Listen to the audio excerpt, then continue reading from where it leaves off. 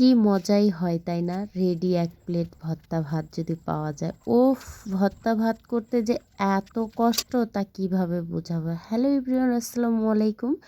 সবাই কেমন আছেন? আলহামদুলিল্লাহ আমি তো অনেক ভালো আছি। সকাল সকাল বের হয়ে গিয়েছিলাম বাহিরে। আর বাহিরে যেয়ে একটু পরেই আমি বাজারে গেলাম। বাজার থেকে এসে বাজার করেই ফোন আসলো যে স্কুলে যেতে হবে। তো যাই হোক, সব কাজ ফেলে রেখে স্কুলে যেয়ে হাজিরা দিলাম। আর স্কুল থেকে এসে বাসার কাজটা শেষ করে তারপরে বাহিরের সব কাজ শেষ করে বাসায় আসলাম। এসে আমার ইচ্ছে হয়েছে আমি এখন ভর্তা ভাত খাবো। উফ! এত মজার ভর্তা যদি আগে পেতাম গো! আমি না বেশ কিছু দিন ধরে মনে হচ্ছিল এটার ভর্তা, ওইটার ভর্তা, এই ভর্তা, সেই ভর্তা করে খাওয়া হইলে কেমন হয়। আমি কিন্তু সবসময় ভাবতাম যে ইউনিক কিছু করব, ইউনিক কিছু করব। তো আমার মাথায় কিন্তু সবসময় ভাবনা আসতো যে ফুলকপির বড়া, পাতাকপির বড়া এগুলো করে খাওয়া যায়। তাহলে ভর্তা করে খাওয়া যায় কিনা? ওমা! বেশ কিছুদিন হচ্ছে একটা আপুর ভিডিও আমার চোখের সামনে ভাসছে। তো আমি ভাবলাম যে যাক, আমি আবার প্রথমত ওই ভর্তাটা করতে যেয়ে একটু থতবত খেয়ে গেলাম। ওমা! আমি এগুলো ভর্তা করব, মানুষ হাসবে না? তারপরে চিন্তা করলাম না দেখি করে।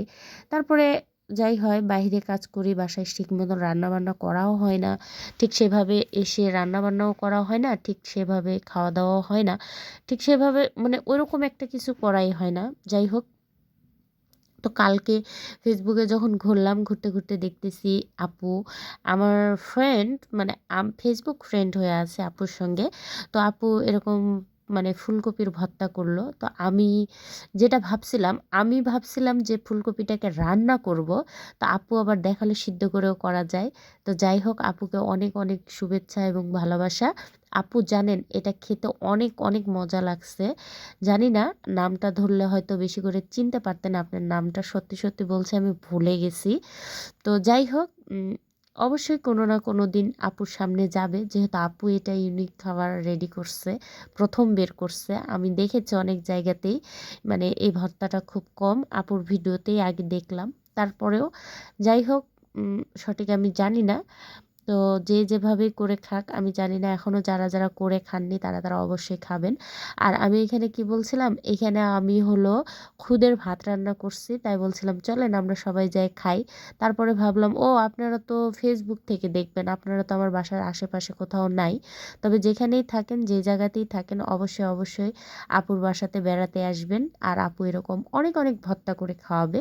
আমি ভাবতাম যে যত রকমের ভর্তাগুলো ফার্স্ট আমিই করে থাকি, কিন্তু এখন দেখছি ফেসবুকের থেকে ভালো ভালো ভর্তা হয়, বাট এটাও হয়। জানেন, সর্বপ্রথম একদিন আমার বিয়ে হয়ে আমি কখনো খাই নাই। তো আমি পটলের ভর্তা করছিলাম। তো আমি বললাম যে পটলের ভর্তা যদি করে খাওয়া যায় তাহলে পটলের চোচারও ভর্তা খাওয়া যায়।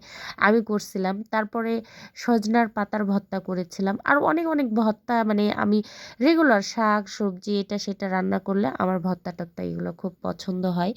আমি মানে যত রকমেরই তরকারি রান্না করি না কেন, আমার কেন না জানি ভর্তাগুলো স্পেশালি একটু বেশি ভালো লাগে।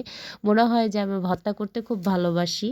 আলহামদুলিল্লাহ, আমি যেখানে যেই কাজেই যাই প্রত্যেকে আমি ভর্তা তো অবশ্যই একবার দুইবার করে খাওয়াই। আর প্রত্যেকেই কম বেশি অনেক অনেক আমার ভর্তার ফ্রেন্ড হয়ে আছে।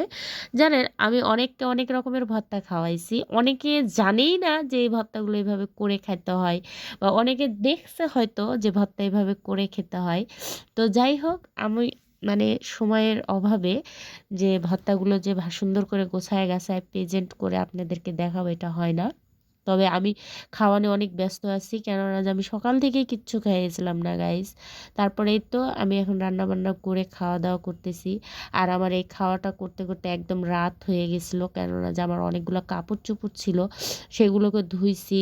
তারপরে মুখে তো ঘা, খেতে ইচ্ছে করছিল না, তারপরও আমি ঝাল ঝাল খাচ্ছিলাম। আর আর আমার আলুর ভর্তাটা এতই পছন্দ যে আপনাদেরকে বলে বোঝাইতে পারবো না।